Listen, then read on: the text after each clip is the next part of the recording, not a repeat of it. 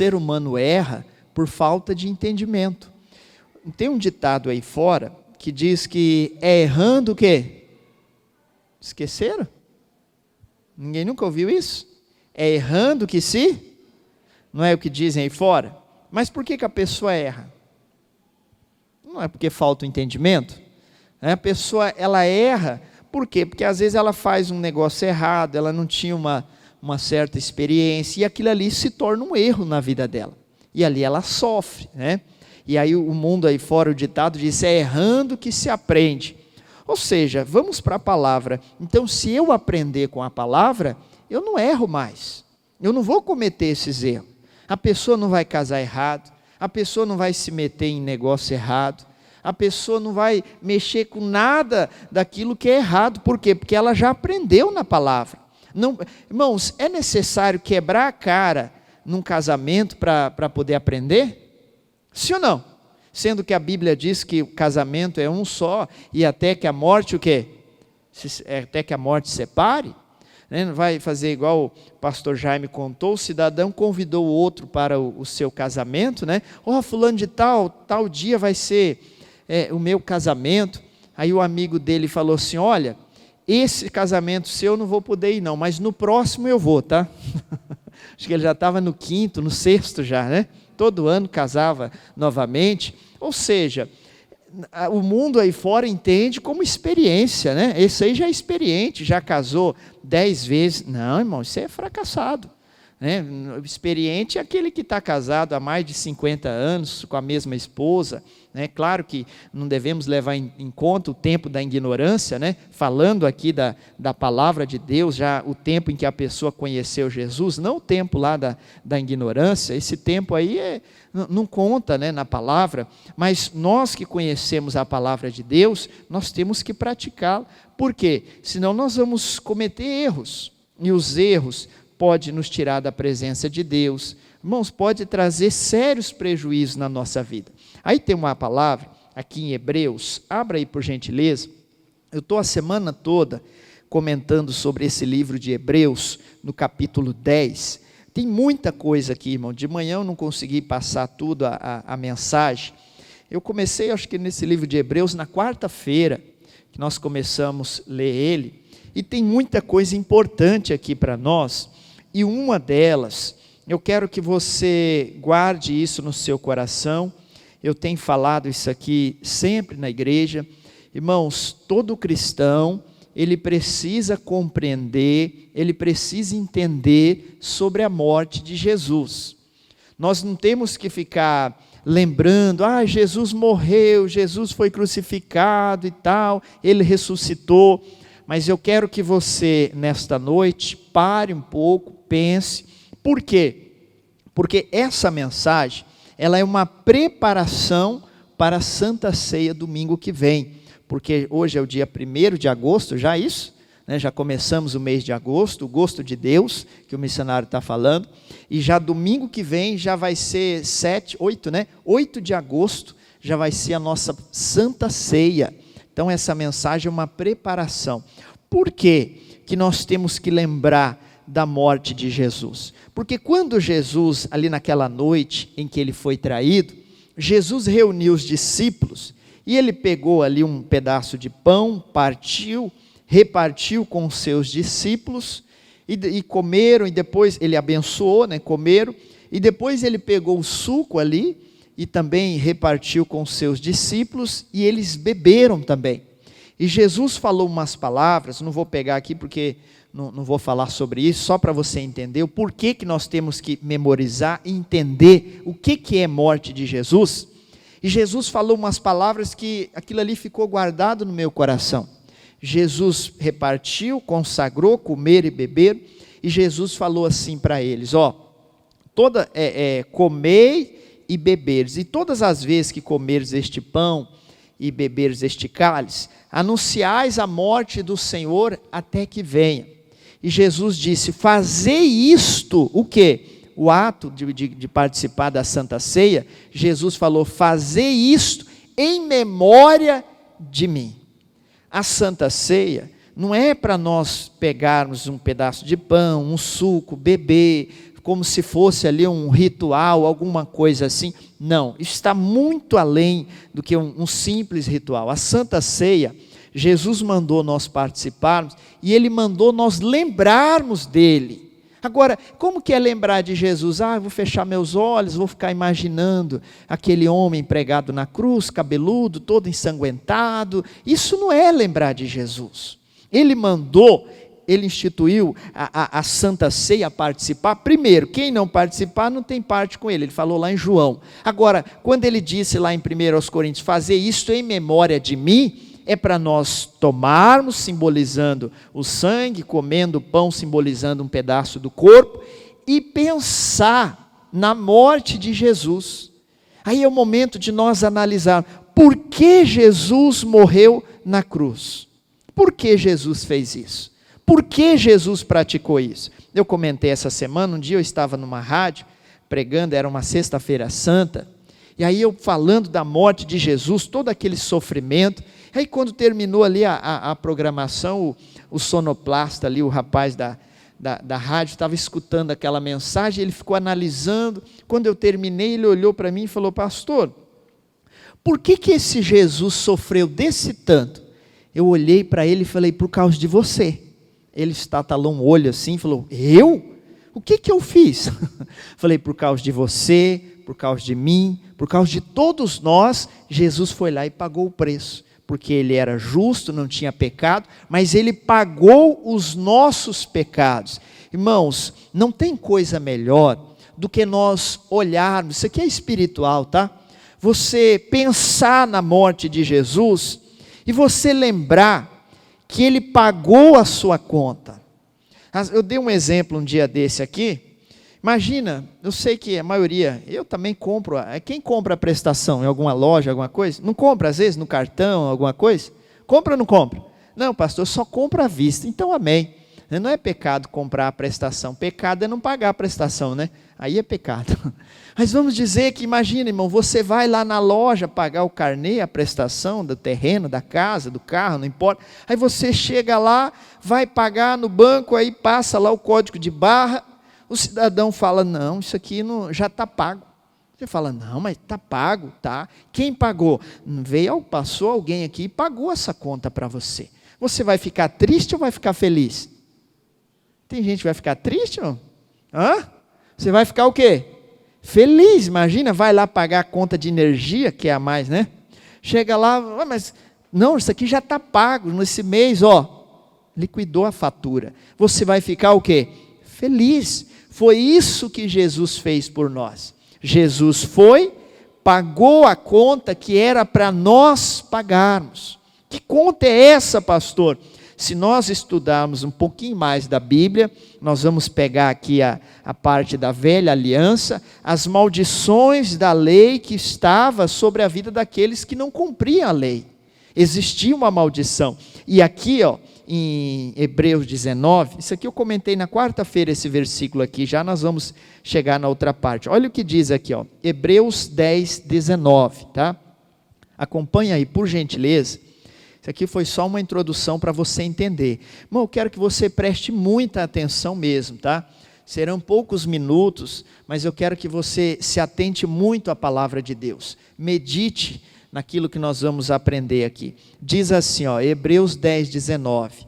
Tendo, pois, irmãos, ousadia para entrar no santuário pelo sangue de quem? De Jesus. 20. Pelo novo e vivo caminho que Ele nos consagrou pelo véu.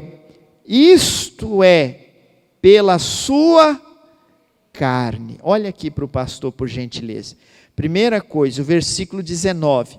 Por quê? Eu não vou pegar, de manhã eu li os versículos anteriores, aqui eu não vou pegar para você, mas ele fala como se fosse ali uma mudança que aconteceu, né? Uma passagem da velha aliança para a nova e eterna aliança, que foi a morte de Jesus. Depois você lê na sua casa os versículos anteriores, eu não vou me ater à história aqui, para você entender. Mas aqui no 19 ele já está falando, tendo, pois, irmãos, ousadia para entrar no santuário pelo sangue de Jesus. Por que ele está falando o santuário? Aí, se nós pegarmos a história um pouquinho, que é necessário às vezes, para nós entendermos, no templo existia ali o templo, que tinha ali aproximadamente 30 côvados de altura, né, o templo, e segundo os historiadores, depois Herodes aumentou esse templo aí para 40 côvados de altura. E existia, como se, só para você imaginar, como se estivesse aqui na frente do altar, existisse uma cortina aqui, uma proteção, aonde ninguém passa de lá para cá, ninguém poderia subir no altar, vamos colocar assim. Aqui seria o lugar o quê? Santo, como ele está falando, o santuário. Isso aqui para você entender lá o que aconteceu na época da lei. E por isso que ele diz, tendo, pois, irmãos, ousadia para entrar no santuário. Mas espera aí, ninguém podia entrar no santuário.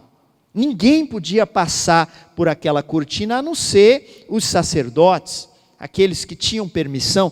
Por quê? Porque Deus habitava ali naquele templo feito por mãos de homens. Deus habitava ali, por isso Santo dos Santos. Naquele local ninguém podia entrar ali. Não era qualquer pessoa que entrava ali. Como se você estivesse aí, aqui você não pode passar. Você não, de maneira nenhuma, você entrava aqui. Deus estava habitando aqui e o povo lá. Existia uma cortina, existia uma separação. Aí, segundo a história, essa cortina tinha aproximadamente 18 metros de altura.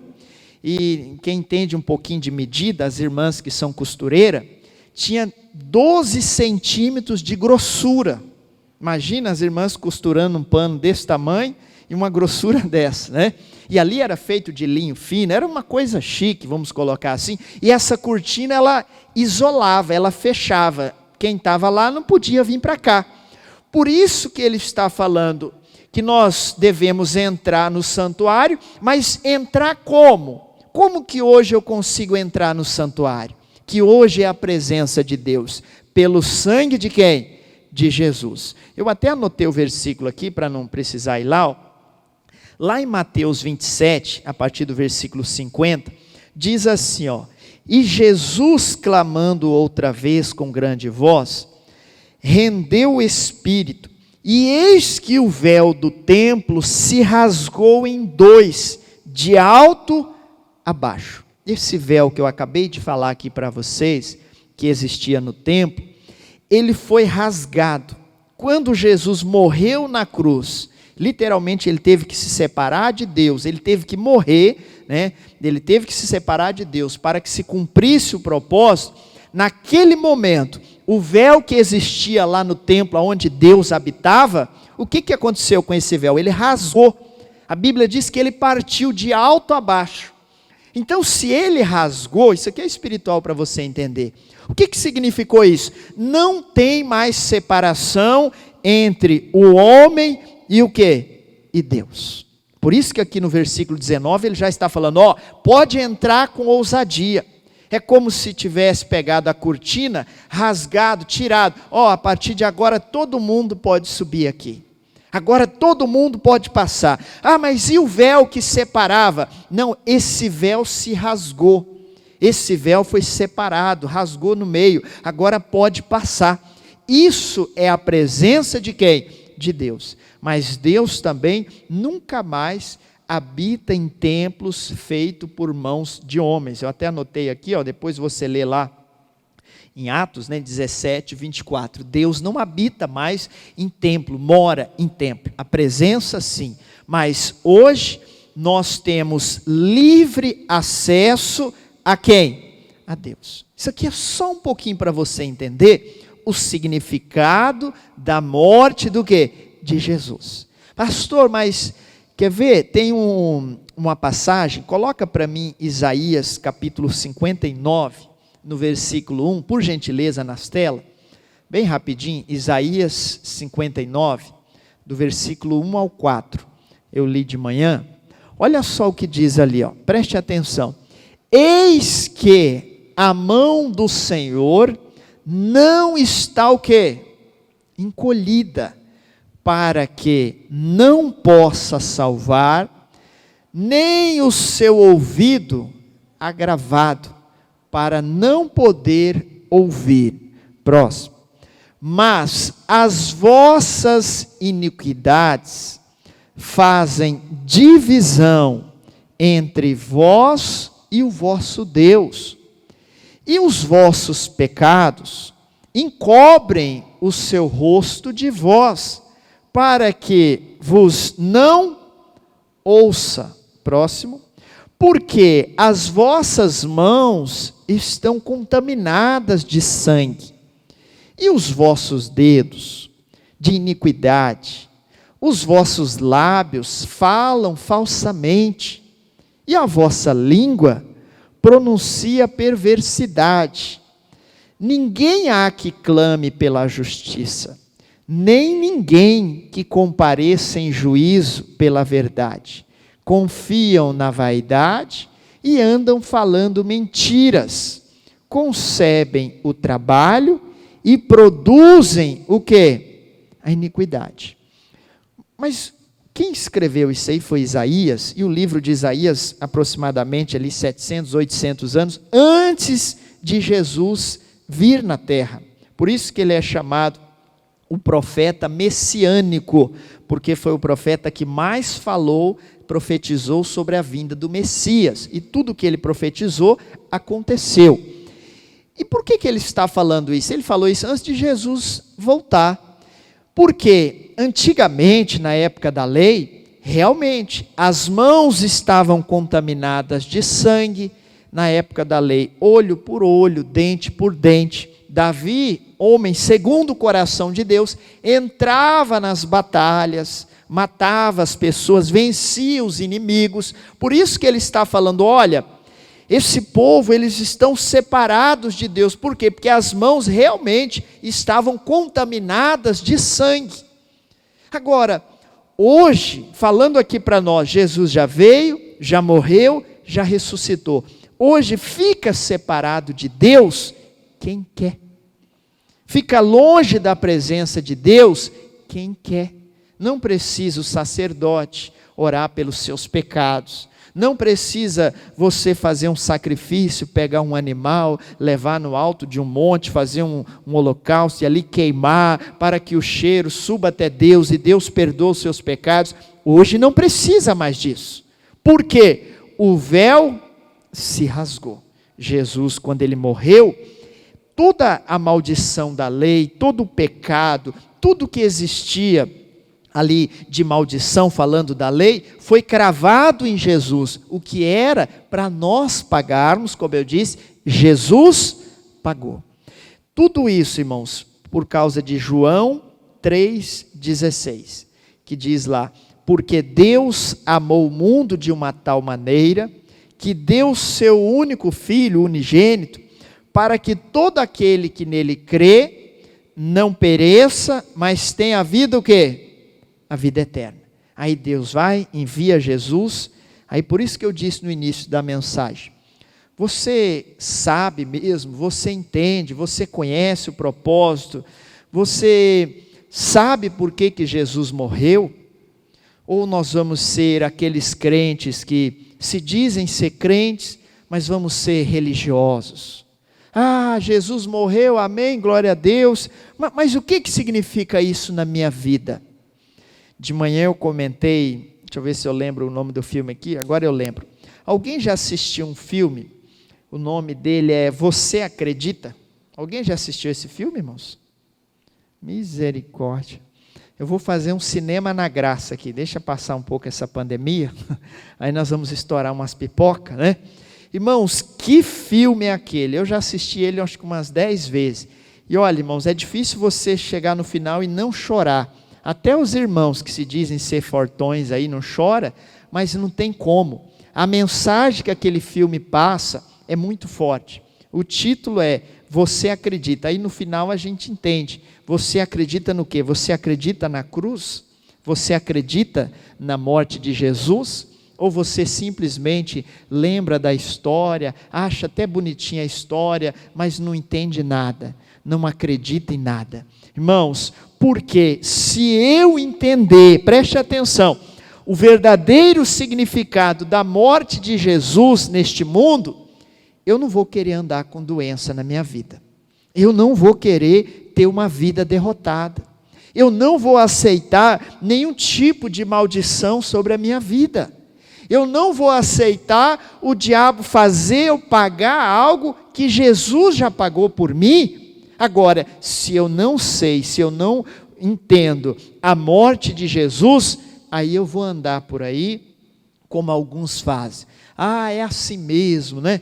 Afinal de contas, olha o sofrimento. Tem uns que falam, vida de crente é sofrida mesmo. Crente é prova todo dia. É só prova, prova. É o crente vestibular, só vive na prova, só fazendo prova, né? E é prova daqui, prova de lá. Mas espera aí.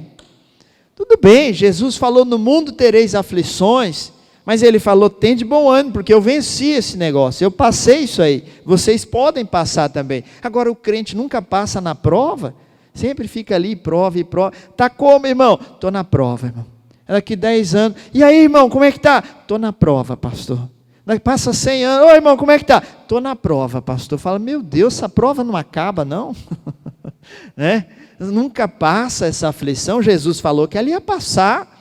Ela não ia ficar a vida toda. No linguajar crentez, que eles falam aí, deserto não é para morar, é para quê? Para passar.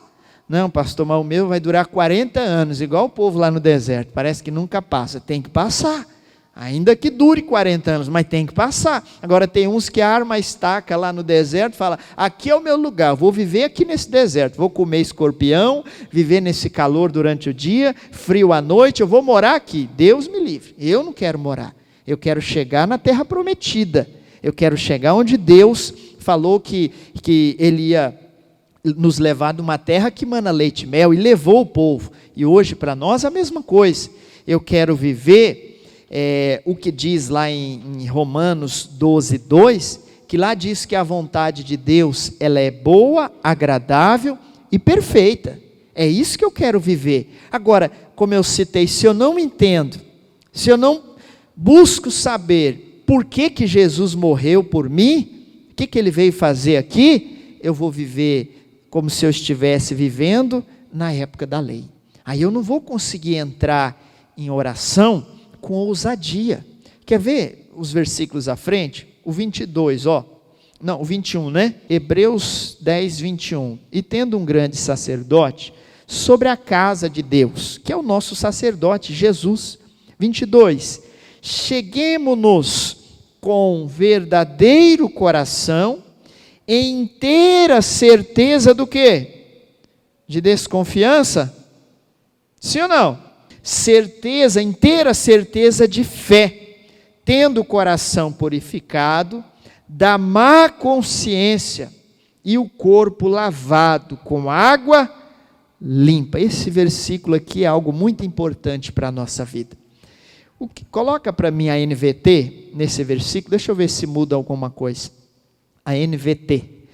Entremos com coração sincero e plena confiança, pois nossa consciência culpada foi purificada e o nosso corpo lavado com água pura.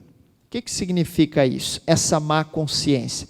Preste atenção aqui no pastor.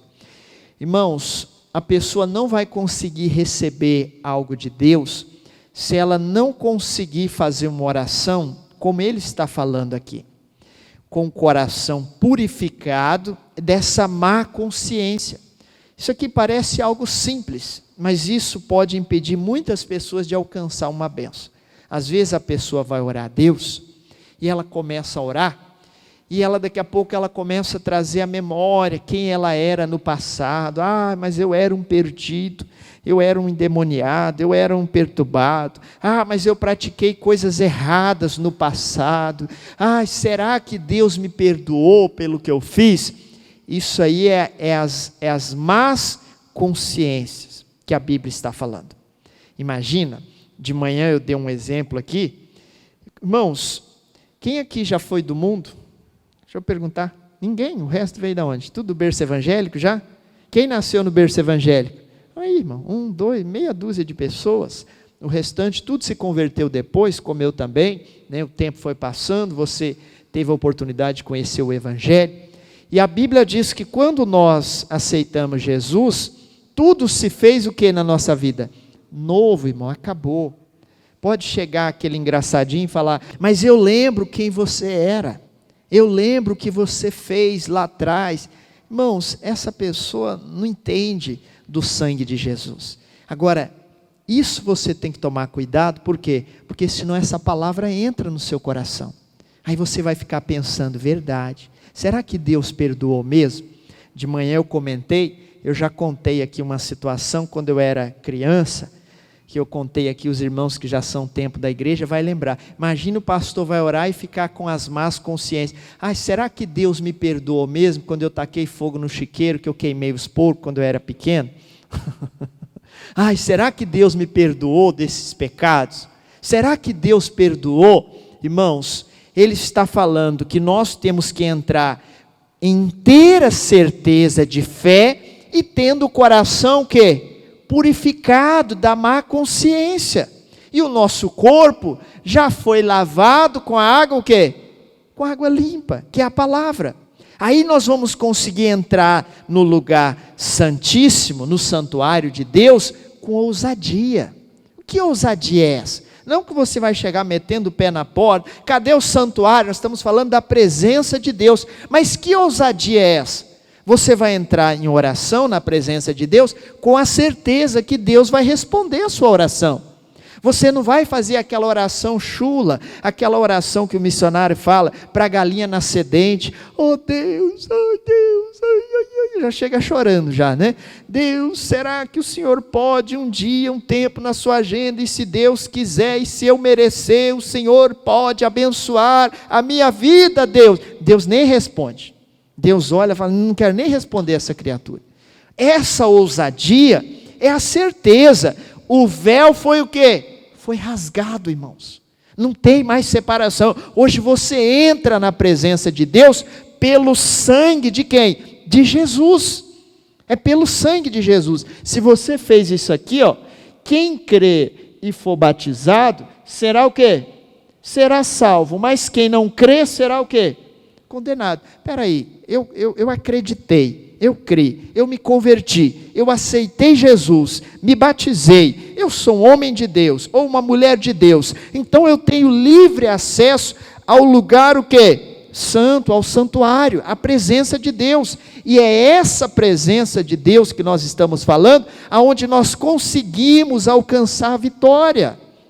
Não é só no superficial, não é aqui neste mundo andando, falando, crente é assim mesmo, vida braba, dificuldade. Nós conseguimos vencer no santuário, na presença de Deus. Se as nossas orações não chegar até o santuário, é como se tivesse o véu ali, não tem como, não vai conseguir chegar, Deus não vai ouvir, o caminho está livre.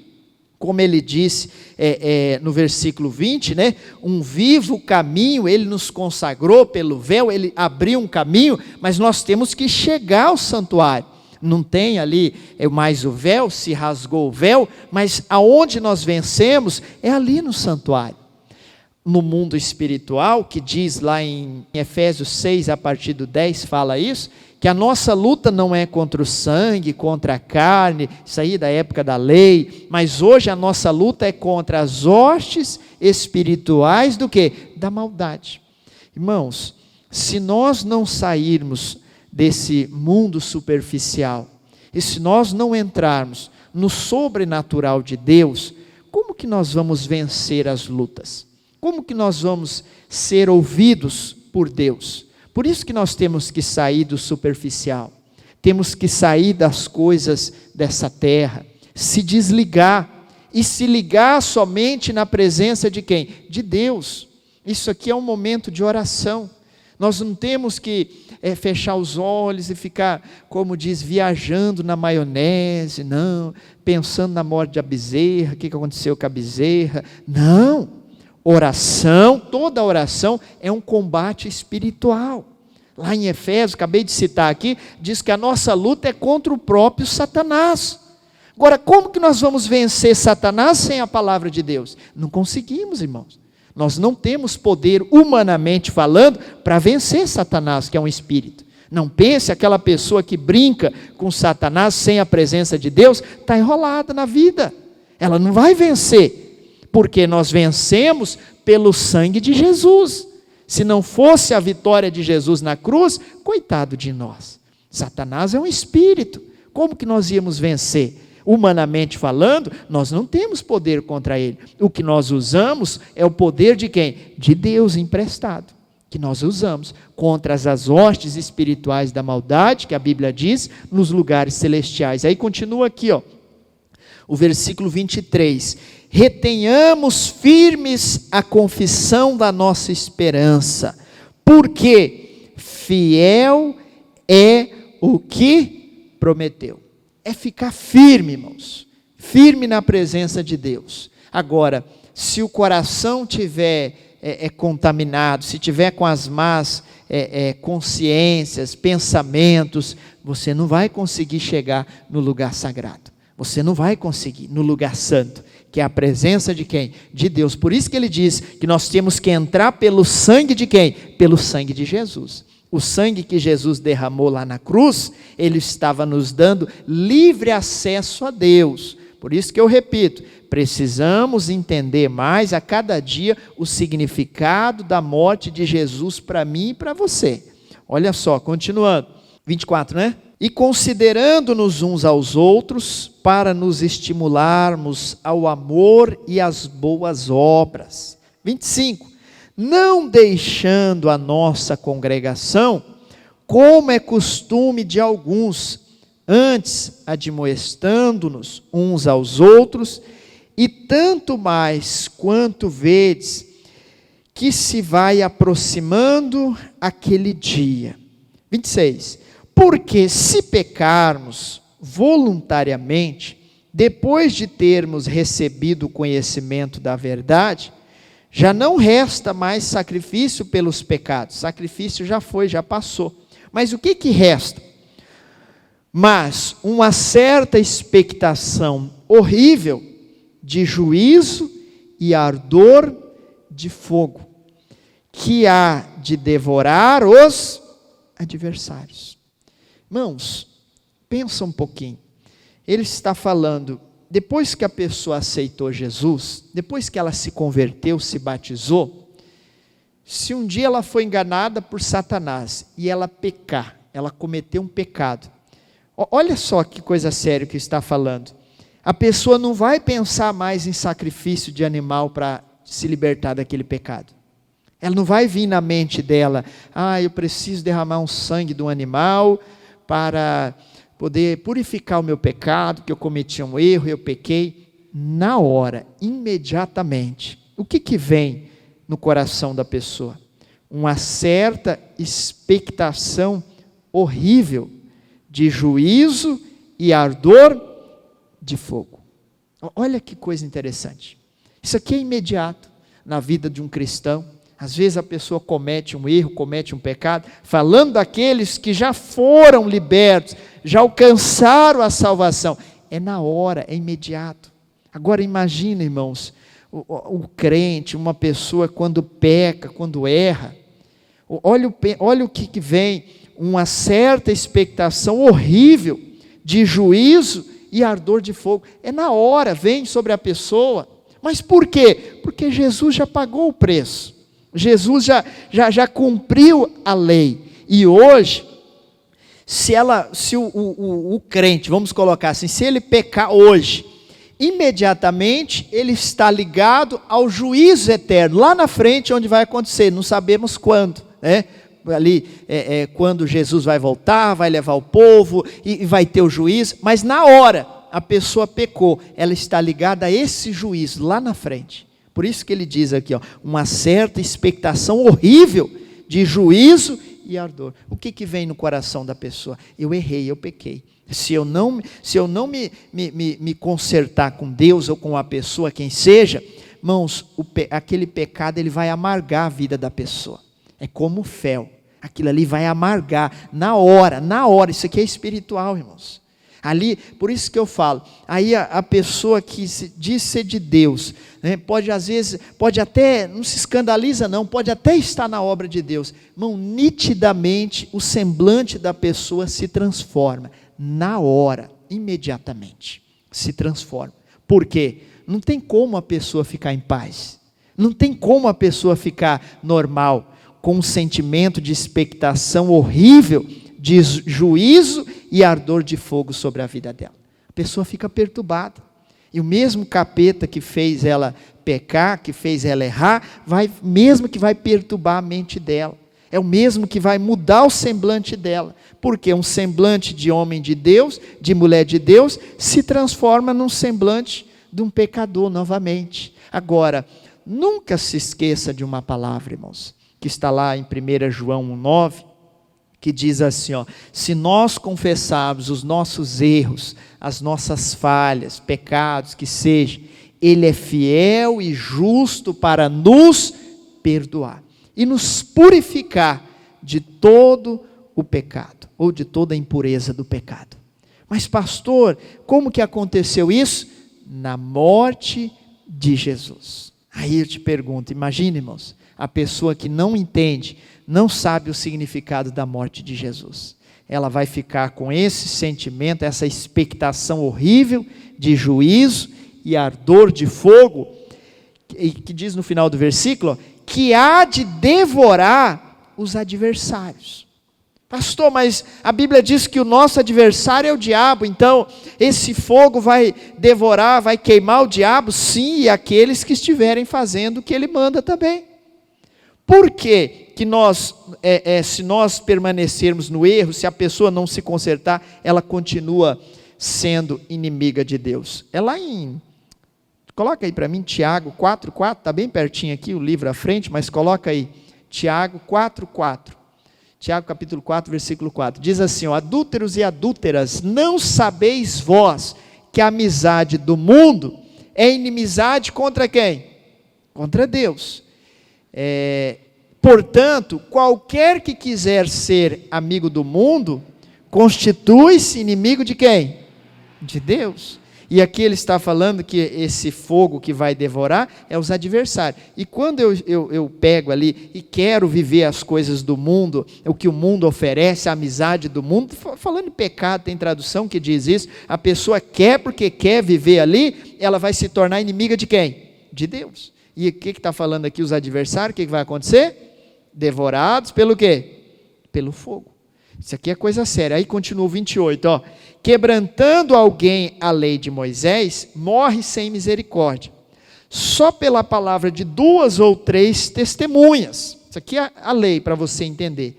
O 29, de quanto maior castigo cuidais vós, será julgado merecedor aquele que pisar o Filho de Deus, e tiver por profano o sangue do testamento, com que foi santificado, e fizer agravo ao Espírito da graça. O que significa isso? Coloca na NVT para mim esse versículo aí. Imagine quão maior será o castigo para quem insultou o Filho de Deus, tratou como comum e profano o sangue da aliança que o santificou e menosprezou o Espírito Santo que concede a graça.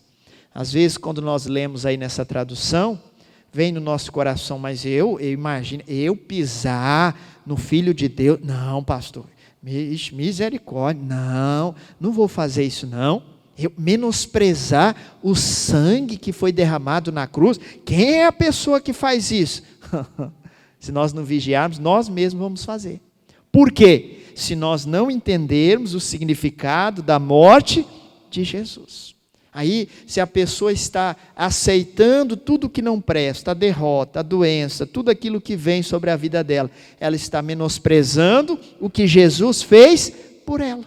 E lá em Isaías 53, 4, 5, Isaías profetizou, verdadeiramente Ele tomou sobre si as nossas dores, as nossas enfermidades, e o castigo que nos traz a paz estava sobre Ele, e pelas suas pisaduras nós fomos sarados.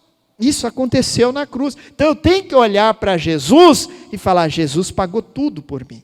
O sangue que foi derramado lá, aquele sangue tem uma importância muito grande para a minha vida. Primeiro, o sangue da minha salvação. O sangue que cobriu todos os meus pecados. Meus pecados foram cobertos, lavados pelo sangue de Jesus. E o que mais? A cura da minha vida, todo tipo de mal, de doença, foi cravado em Jesus na cruz. Eu repito, precisamos entender, compreender sobre a morte de Jesus. Senão nós vamos viver dessa forma.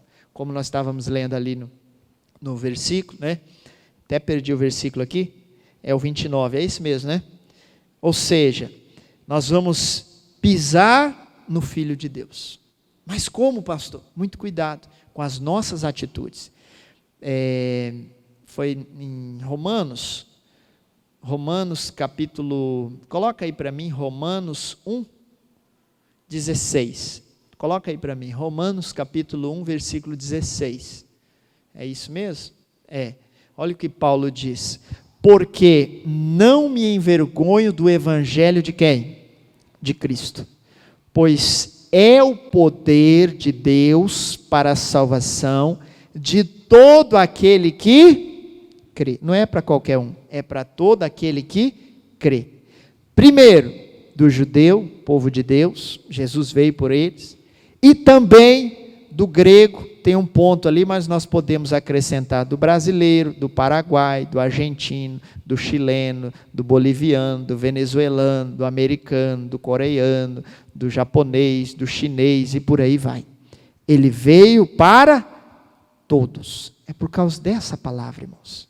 E aqui ele diz: olha, castigo maior é para aquele que pisar no Filho do Homem. Mas nós não devemos ficar pensando naqueles que não aceitaram. Aqueles lá foram perturbados, não aceitaram Jesus, apedrejaram ele, quiseram matar ele. Irmãos, por isso que eu falo isso aqui abertamente, está gravando.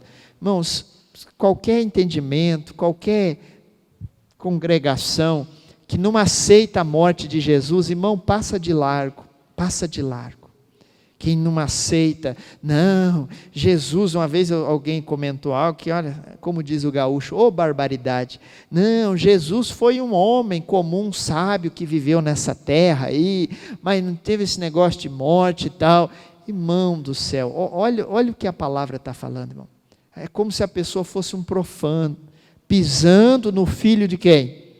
No Filho de Deus. E por que Deus não aceita isso? Por que até no versículo aqui, fala que a pessoa se torna adversário, vai ser devorado pelo fogo? Por que Deus não aceita? Não, por causa da ingratidão do ser humano. É como você pegar e fazer algo por alguém, como diz a minha mãe, não sei de onde que ela tirou isso, não sei se você já ouviu falar, mas fazer das tripas coração. Já ouviu isso em algum lugar? Eu não sei como que faz uma tripa virar coração, né?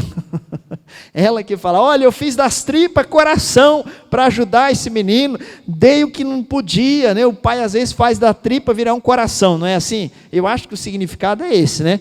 Faz uma transformação na vida para ajudar alguém, e aí essa pessoa olha para você e fala: não quero não, isso aí que você fez não presta, isso aí não vale nada. Irmãos, ainda bem que Deus não é humano, né? Mas, ou seja, uma ingratidão. Por isso que Deus não aceita. Porque Ele ama o mundo de uma tal maneira, que diz lá, a prostituta, o ladrão, o adúltero, todos foram alcançados. Deus não amou só os queridinhos, os crentinhos, não, todos foram amados pelo amor de Deus, foram alcançados. Aí Ele envia Jesus, fala: vai lá, morre por aquelas criaturas, morre por todos. Acabei de citar aqui toda a mensagem, só recapitulando: o véu rasga, Deus, e até um pregador que diz, o T.L. Osborne, que eu sempre acompanho, a maioria das pregações dele é em inglês, mas ele comentou algo importante. Antigamente Deus vivia no templo, dentro de uma caixa, na arca da aliança, até que chegou um momento que Deus olhou e falou: eu preciso me comunicar com esse povo, eu preciso falar com eles. Deus, Ele precisou se manifestar em meio ao povo. E aí é onde que nós precisamos entender, como que Deus manifestou no meio do ser humano? Através de Jesus. Como se Deus, ele diz assim na mensagem, é como se Deus tivesse falado, eu preciso mostrar para a humanidade com quem eu me pareço, eu preciso mostrar para a humanidade quem eu sou. Deus numa caixa, Deus atrás de uma cortina, Deus em templo habitando em templo feito por mãos humanas, mas chegou um tempo que Deus falou, eu preciso mostrar para esse povo quem eu sou, com quem eu me pareço. Aí ele pega, João 3,16, envia Jesus. Aí não vou pegar aqui que essa mensagem é muito extensa, mas teve situações que Jesus ali com os escribas, fariseus, Jesus pregando, e o que eles falavam para Jesus? Se você fala tanto do Pai, mostra-nos o Pai então, mostra-nos a Deus. E o que Jesus respondia para eles? Quem me vê, vê o quê? Vê o Pai. E eles não entendiam. Por isso que eu citei aqui, Deus falou, preciso mostrar para esse povo com quem que eu me pareço, quem eu sou. Mas Jesus veio, mostrou quem é Deus, fez tudo toda a vontade de Deus, e eles não acreditavam. Não, nosso pai é Abraão, nosso pai é isso. Jesus falou, quem me vê, vê o Pai, quem me serve, serve ao Pai, quem vem a mim, vem ao Pai, é a mesma coisa, mas eles não faziam. Por quê? Porque eles não queriam entrar, eles não queriam ir pelo sangue de Jesus, pelo Filho de Deus. Eles queriam, como Tomé ali, queriam ver para crer, mas eles estavam vendo Deus revelado ali, Jesus para eles. Aí voltando aqui para o entendimento, por causa dessa palavra de João 3,16, Deus veio por todos, Jesus foi enviado por Deus, mas foi para abençoar todos, sem exceção. Aí imagina, irmãos, alguém chega e fala, não, que negócio, Jesus morreu nada, que esse negócio, igual tem uns que falam, não, Jesus não veio ainda, Jesus vai vir daqui não sei quantos anos. Irmão, foge desse negócio, irmãos. A pessoa está sendo um profano, está indo contra a palavra de Deus, irmão. Totalmente contra de tudo. E dura coisa, quer ver? Vamos até continuar aqui, nós paramos no 29, né? 30. Porque bem conhecemos aquele que diz, minha é a vingança, e eu darei a recompensa, diz o Senhor, e outra vez o Senhor julgará o seu povo. 31, aqui isso aqui que eu queria chegar, horrenda coisa, ou dura coisa, é cair na mão do Deus o quê? Do Deus vivo. Mas não que Deus é mau, irmãos, não que nós temos que se esconder de Deus, é cair na mão de Deus em quê? No dia do juízo. Por quê? Hoje nós temos a oportunidade, irmãos. Nós temos o sangue de Jesus que nos purifica. Agora, eu não posso cair na mão de Deus em pecado no último dia. Eu tenho que estar preparado. Aí diz aqui, lembrai-vos, porém, dos dias passados, em que depois de seres iluminados, suportastes grande combate de aflições. Em partes fostes feitos espetáculo com vitupérios e tribulações, e em parte fostes participantes com os que assim foram tratados. 34.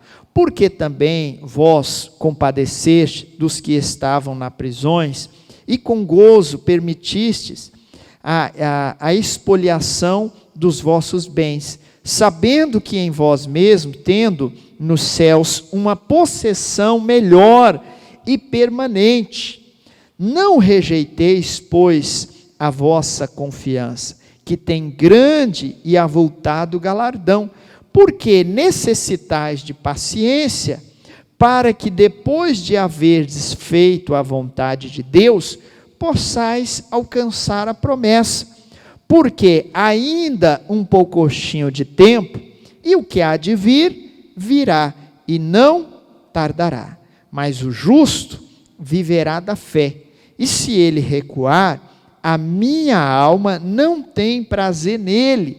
Nós, porém, não somos daqueles que se retiram para a perdição, mas daqueles que creem para a conservação do quê? Da alma.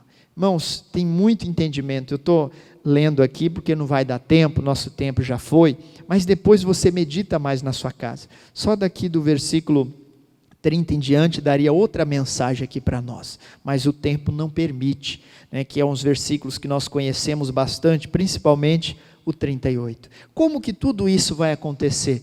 Quando nós vivermos pela fé. Tudo isso que nós falamos aqui hoje são coisas espirituais, são coisas que você precisa acreditar. Se você não acreditar na morte de Jesus, se você não crê que Jesus morreu por você, para libertar você das doenças, para que você alcance a salvação, como que você vai conseguir? Não tem como. Jesus falou em João 14,6, eu sou o caminho, eu sou a verdade, eu sou a vida. Ninguém chega até o Pai a não ser por mim. Por isso que nós lemos aqui no começo da mensagem, nós temos que entrar pelo sangue de Jesus. Mas não é ficar, sangue de Jesus tem poder, sangue de Jesus tem poder, sangue de Jesus tem poder e não acontece nada. É entrar na presença de Deus através do sangue de Jesus. Amém? Quem entendeu, diga graças a Deus.